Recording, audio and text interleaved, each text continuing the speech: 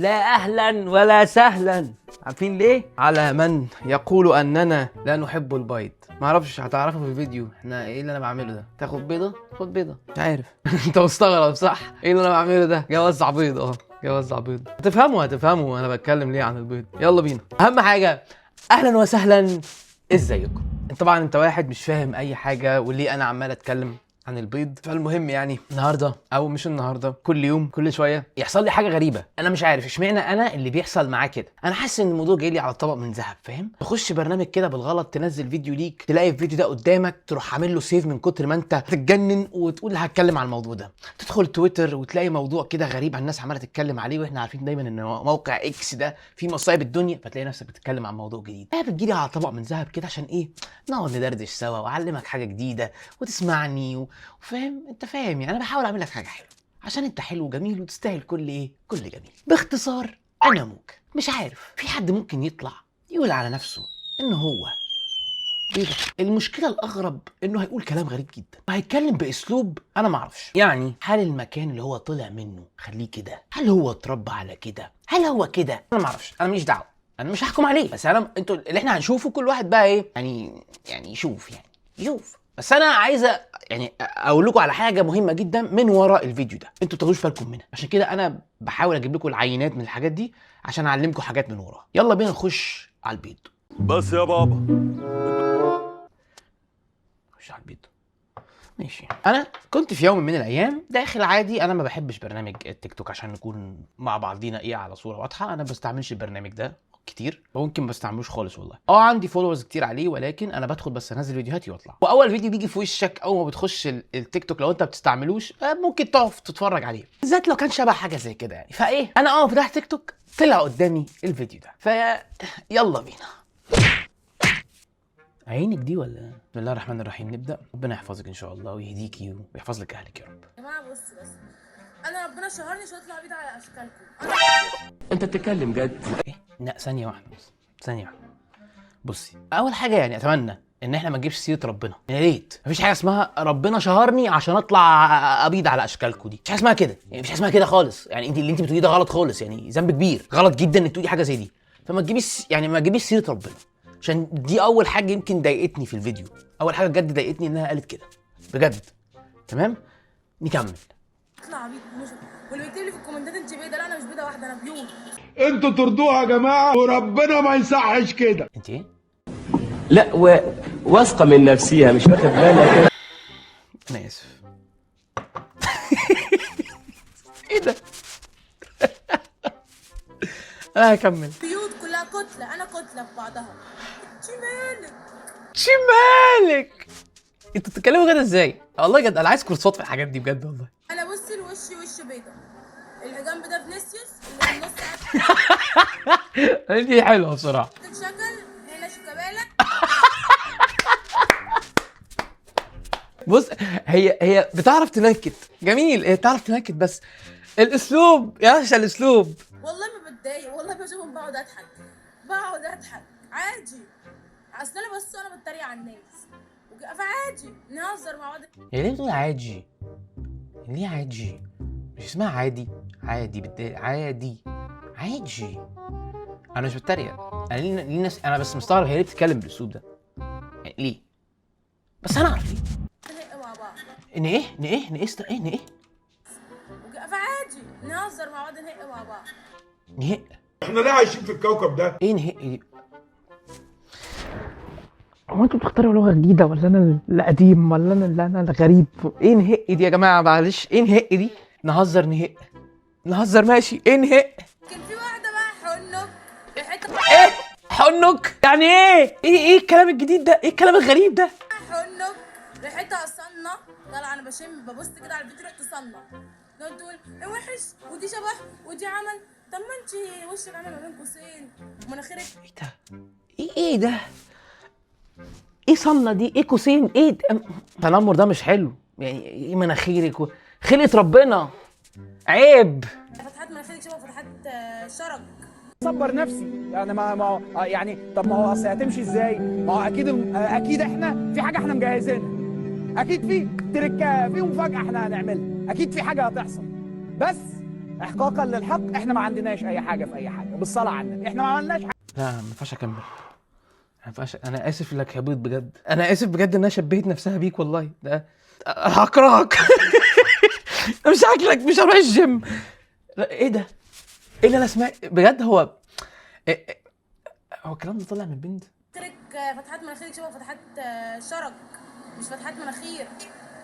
فخلي واحد ساكت، خلي واحد فعلا خلوا الواحد يا ريت يسكتوكي والله. انا اسف يعني، انا اسف بجد، انا اسف ليكم ان انا وريتكم حاجه زي دي او سمعتكم حاجه زي دي. بس انا بجد والله انا عندي رساله بجد من اللي انتوا سمعتوه ده، حتى لو ما كانش عاجبكم ومش عاجبني انا كمان. بس انتوا لازم تشوفوا الحاجات دي، لازم تشوفوها. بس الفكره كلها انتوا ليه لازم تشوفوها؟ عشان لازم تعرفوا المفروض تتصرفوا ازاي. بصوا يا جماعه، لو رجعنا للفيديو، انا ما اعرفش، مش هينفع ارجع للفيديو لان انا الفيديو عملت له سيف وانا ما اعرفش الاكونت بتاعها ايه والكلام ده كله والله يعني، فمش هعرف ارجع للفيديو وصل له. بس اللي انا فاكره ان الفيديو كان معدي الالوفات في الشير والالوفات في اللايكس، وهي معديه الالوفات في الفولورز. السبب بقى هنا هي ليه واصله للارقام دي، وليه هي بتعمل الكلام ده، وليه هي بتقول الكلام ده. هي اول حاجه قالت، تبدا بالاول حاجه هي قالتها. اول حاجه هي قالتها ان ربنا شعرها عشان تطلع تعمل فينا كده، او تطلع تخنقنا، او تطلع بالمعنى بقى الكلام الطبيعي اللي احنا المفروض نسمعه بقى، اللي هو المفروض الكلام المهذب، الكلام اللطيف اللي الواحد المفروض يسمعه، مش بالطريقه اللي هي بتتكلم بيها. ان هي ربنا شهرها عشان تطلع ترخم علينا وتخنقنا تضايقنا. هي بتستخدم اسلوب بجد عشان يضايقوا، هي قصده،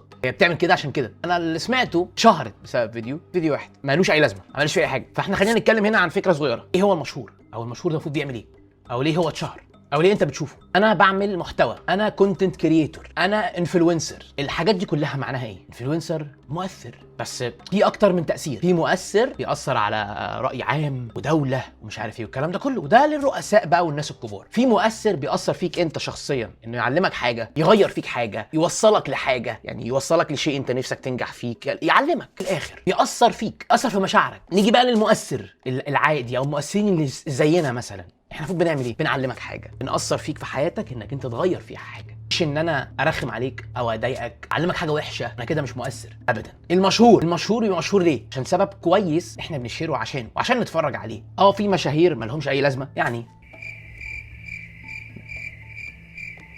مش مهم، تمام؟ هم اتعملوا ازاي؟ هم بقوا مشهورين ازاي؟ هو ما بقاش مشهور بسببه، هو ما عملش حاجه في حياته، هو ما عملش حاجه. اللي عمله انت، ما تخليهوش يوصل او يفكر ان هو يفتكر ان هو اللي عمل اللي حصل. هو ما عملش حاجه، عشان ما فيش حاجه من وراه اللي هو عمله، مش حاجه مفيده. طول ما فيش حاجه مفيده هو مش هيحس باللي هو فيه، وفجاه كده هتلاقيه اختفى. في ناس كتير اتشهروا وما شفناهمش تاني. ليه؟ لان هم اتشهروا على حاجه هم اصلا مش عارفين اتشهروا ليه، فاهمني؟ مش عارفين هم بيعملوا ايه. يعني انت لو جيت قلت له انت بتعمل اديت ازاي وتظبط كذا ازاي في كمبيوتر وشغل الكونتنت كرييتورز وفكره تجيلك ازاي وتكتب ايه وتعمل ايه، هيتنح هيقول لك ما اعرفش حاجه. بيقول على نفسه كونتنت كرييتور ومشهور، فاهمني؟ فانت اللي عملته من لا شيء. عملته ازاي بقى؟ بالطريقه والاسلوب اللي هو بيستخدمها. ازاي؟ انه يضايقك ويزعلك، فانت تكتب رايك، فالفيديو يجيب ارقام كتير، تاخد الفيديو تبعته لاصحابك، تعمل له فولو عشان تشوف الضحك والهزار والتفاهه وتقعد تضحك عليها على لا شيء، او تشارك اصحابك بص ده حصل ايه، زي موضوع ام خالد وجوزها اللي هم من تقعد تتكلم اصحابك عليهم، فاهم؟ واخد بالك انت؟ هو همه ايه بقى؟ هو مش همه اي كومنتات تتكتب زي ما هي قالت، انا مش فارق معايا وبتريق على الناس نفس اللي هي قالته بالظبط. هي مش فارق معاها اي حاجه غير انها تشوف الارقام عاليه. طول ما هي شايفه الارقام عاليه مش تدخل تشوف ايه اللي بيتكتب.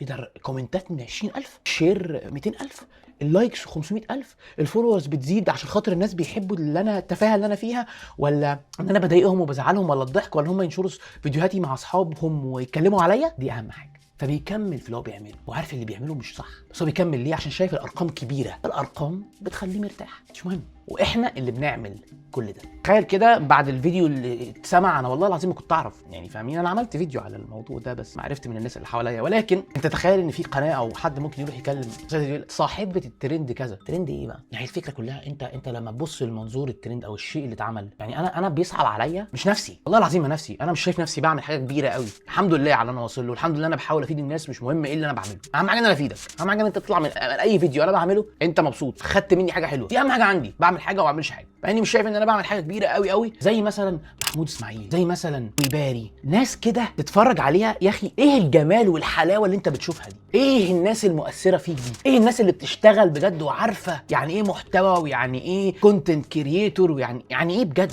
وانت دي الناس المفروض نطلعهم ترند ونشوف الكلام اللي هم بيعملوه ونقول عليهم مشهورين وبيعملوا حاجه ونروح نعمل معاهم مقابلات، الكلام ده كله مش اللي احنا بنشوفه. كل الناس بتجري ورا الارقام بس، والارقام دي هم ما وصلوش ليها بسببهم، ما وصلوا ليها بسببكم انتوا، بيستفزوكوا وانتوا شير ولايك مش عارف لايك ليه، شير وكومنتس بقى تمام. انا ما اعرفش الاسلوب بتاعها، انا ما اقدرش، ما ينفعش ان انا احكم عليه غلط، بس انا مش شايف اني يعني انا لما سمعت الكلام وشفت الطريقه عن الاسلوب مستغرب هو هل يعني لو دخلت انا مثلا دلوقتي حالا شفت مواصفات الفتاه المهذبه، هل هلاقي اللي هي الطريقه اللي هي كانت بتستعملها مهما كان؟ اكيد لا. هل لما انا اهل ولد يا سيدي عايزين يجوزوه، لما هيشوفوا بنت بتتكلم بالاسلوب ده هيقبلوا انه عياله يتربوا مع حد بيتكلم بالاسلوب ده؟ ما اتوقعش. انا بكلمك في الوجه العام.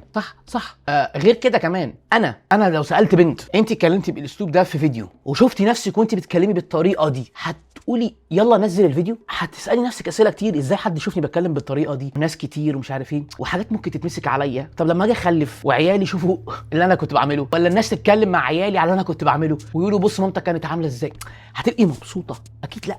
هتبقي زعلانه، هتتضايقي جدا، هتعاني في حياتك، وهتخلي ولادك يعانوا في حياتهم ان هم يشوفوا والدتهم بتتكلم بالاسلوب ده. فانا ما اعرفش بقى الناس بتعمل كده ليه. واخد بالك من الوصلات، واخد بالك من الاسلاك اللي واصله ببعض من الاول للاخر؟ ايه ان هو مش فارق معاه، هو مش فارق معاه اللي هو بيعمله، فارق معاه الارقام وان انا اسمي مشهور ما اعرفش على ايه، وفي يوم هتتنسي، في يوم ولا هتبقى كل اللي انت عملته ده ولا حاجه. فاهم الفكره كلها ايه؟ ان انا ابقى عندي ارقام وان انا بتقلق قدام اصحابي ان انا مشهور وفاهم الصنعه. فاهم الفكره؟ وبيضحك عليك، بس هو بيفكرش في المبدا، بيفكرش في المستقبل، حياه عياله هيبقوا عاملين ازاي، هيعيشوا في حياتهم ازاي. مفيش الكلام ده خلاص، ما بقاش فيه. اهم حاجه عندي الرقم وانا مشهور وبس. هي دي المشكله. بس لو بصيت لاساس المبدا، مستحيل شخص يقبل على نفسه انه ينزل حاجه زي دي وهو بيتكلم بالاسلوب ده. بس هو بيستخدمه ليه؟ عشان يشدك انت، فاهم؟ يسحبك بقى بمضايقته ليك. بيستخدموا طريقه من الاخر، دي طريقه والله العظيم بنتعلمها في جامعات الاعلان عشان خاطر نشد الناس لينا، ان احنا نستفزهم، ان احنا نقول حاجه غلط نثيرك، فاهم؟ نخليك مش قادر، عايز تقول رايك، عايز تشير، عايز غضب، اعمل فيك غضب كده. فاهم؟ هي بتستخدم الاسلوب ده ممكن من غير ما تتعلمه، ومش فارق معاها. عشان خاطري يا جماعه، هما بيحبوا الارقام. انت هتقولي برضو تاني، انا هاجي ايه جنب كل الناس اللي كتبوا كومنتس، انا هاجي ايه جنب كل الناس اللي عملوا شير؟ ربنا بيحاسبك انت لوحدك، شايفك انت لوحدك، فاهمني؟ انت تتحاسب لوحدك. فعشان تبقى قدام ربنا عملت اللي عليك، عملت بلوك، عملت ريبورت، ما نشرتش، عملت سكيب وطنشت، ربنا شايفك انت وهيحاسبك انت لوحدك، مالكش دعوه باللي حواليك. تمام؟ كلنا فينا اخطاء، كلنا نفسنا ان احنا نصلح كل اللي عندنا. الانسان بيغلط، بيتصلح، بيستغفر ربنا، بيرجع لربنا. انا مش بقول الكلام ده بس عشان خاطر افيدكم انتوا، لا، وحتى لو انا ما اقصدش ليها هي اي حاجه، انا بعلق على اللي انا بشوفه، لكن انا مش طالع اتريق عليها ولا طالع اسيء ليها ولا اقول انها وحشه. انا بتكلم عن اسلوب عمومي في الطريقه في الفيديو اللي هي ايه عملته. تمام؟ فاتمنى انها تفهم، اتمنى ربنا يهديها ويهديني ويهدي كل واحد بيعمل اي حاجه غلط هو مش ممكن ما يكونش واخد باله منها. كلنا بنغلط، ونتمنى ان ربنا يسامحنا وربنا يهدينا. خدوا بالكم من اساليب مواقع التواصل الاجتماعي اللي الناس بتستخدمها وهم حاسين او مش حاسين، علشان خاطر ياخدوا وقتكم الفاضي اللي انتوا احسن تروحوا تعملوا فيه حاجه احسن ليكم ولمستقبلكم، حاجات تعرفوا تعلموها لعيالكم، مش اللي انتوا بتشوفوه. يعني ما اعرفش هل كلامي هيأثر ولا لا لو هي شافته، مش عارف، بس اتمنى يعني ان الناس تفهم وهي تفهم. ما اعرفش، انا بس الحاجه الوحيده اللي عايز اقولها لكم بجد من كل قلبي، انا ببقى مستغرب ان حد يطلع يتكلم بالطريقه دي بالاسلوب ده ويبقى اوكي واهله يبقوا اوكي. ببقى مستغرب بجد، انا ما اعرفش، مش عارف يعني. ما فيش حد فينا بينزل حاجه على المواقع التواصل الاجتماعي من غير ما يشوفها مره واثنين وثلاثه قبل ما ينزلها. فما اعرفش يعني انتوا مستغربين الكلام ده ازاي يتقال، يعني ازاي الكلام ده ممكن يطلع في مواقع التواصل الاجتماعي وحد يقوله كده عادي ويشوف نفسه بيقوله عادي اوكي. ما اعرفش يعني، ده حتى اللي بياخد حقه من حد او بيشتمه او بكذا بيحاول يفكر 1000 مره ان هو يتشاف وهو بيتشتم، هو بيشتم سوري، بيفكر 1000 مره ان الناس هتشوفه وهو بيشتم. ما اعرفش. فاتمنى الناس تفهم، اتمنى انتوا تفهموا، اتمنى انتوا ما تقلدوش. اتمنى انت لو صغير وشايف حد وصل لارقام عاليه وبتقول الله بص ده عمل ايه، مش مهم ابقى تافه زيه، اعمل زيه، اهم حاجه عندي ان انا اتشهر. اوعى تغير مبدأك عشان الارقام، عشان مش هتخسر غير نفسك وهتندم، والله هتندم بقى هتندم جدا انك خسرت نفسك ونزلت نفسك لمستوى كانش نفسك توصل. في حاجات كتير حلوه تقدر تعملها غير اللي الناس بتعمله، او ممكن توصل اللي الناس بيعملوه بالطريقه الصح، وربنا هيرضيك طول ما انت بتعمل الصح. وليس للانسان الا ما سعى، ان سعيه سوف يرى، الا ما سعى، وربنا شايف انت بتسعى ازاي. فلو انت تستاهل بسبب سعيك ده ربنا هيرضيك، وحتى لو سعيك ده ما وصلش لده ربنا هيعوضك بحاجه احسن منها انت ما تعرفهاش. فاحمد ربنا دايما واسعى في الصح عشان خاطري صغير بيوديك للكبير، ده بالنسبه للغلط وانت مش واخد بالك. ان شاء الله تكونوا بخير وبصحه وسلامه. ان شاء الله تكونوا وصلتوا هنا واستفدتوا. ان شاء الله ربنا يهديها ويهديكوا ويهديني ويهدي الجميع ان شاء الله. ان شاء الله نعيش حياه كريمه سعيده. ومش عارف اقول اي حاجه غير اتمنى ليكم كل خير. معاكم محمد صالح موكا. مش تعمل لايك وسبسكرايب وتشغل صوره الجرس عشان يوصلك كل جديد اول باول. بس مش عارف العالم هيجيب لي ايه اكتر من كده، ولكن احنا مستنيين واحنا هنفضل نحارب مع بعض لحد ما نصلح اي حد، ناخد حسنه في اي حد ان شاء الله. اشوفكم ان شاء الله في فيديو جديد برضه مش زي ده قوي المره الجايه.